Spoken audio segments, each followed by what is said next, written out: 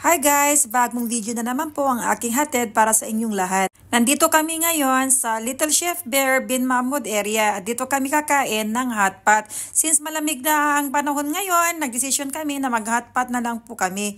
So tara na at kain po tayo! At dahil ang pag-order dito ay high-tech niya, hayan at ina-assist kami ni Kuya. And while waiting for our order to be served, hayan, reflect ko lang po dito guys, dito sa second floor. Kung last time may video kami, doon tayo sa first floor. And by the way, this is our second time, pero same order pa rin kami, ang hotpot set ang kinuha namin. Dahil talaga naman na masarap ulit-ulitin at trinay din namin na mag-order ng steam siomai.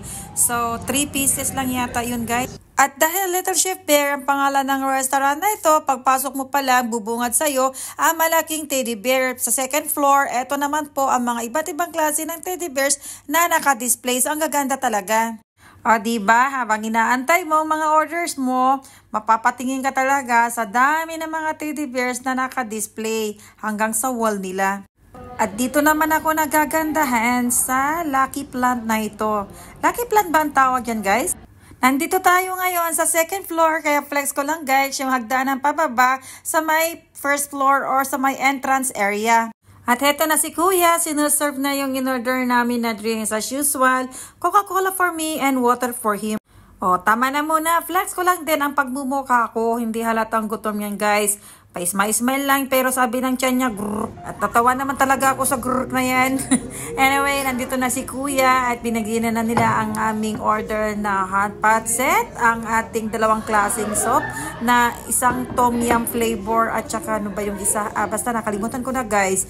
Yan, ang ating seafood, may mga gulay, may mga noodles, tofu, at iba't ibang klaseng sauce na yan, pag mikos-mikosin na natin yan, pag kumulo ang ating sabaw dyan sa may hotpot guys. As you can see, oh, ang bango, grabe. At hindi pa kumpleto yung binigay ni Kuya kasi may kasama pa yung beef fillet. At itry nyo to guys, sigurado na babalik-balikan nyo rin tulad namin. Kasi perfect na perfect siya, lalo na at taglamig na dito sa Qatar. At eto na, dumating na ang ating beef fillet. Yummy! Ayan, kasabay nun ang ating steam siomai. Ayun, oh.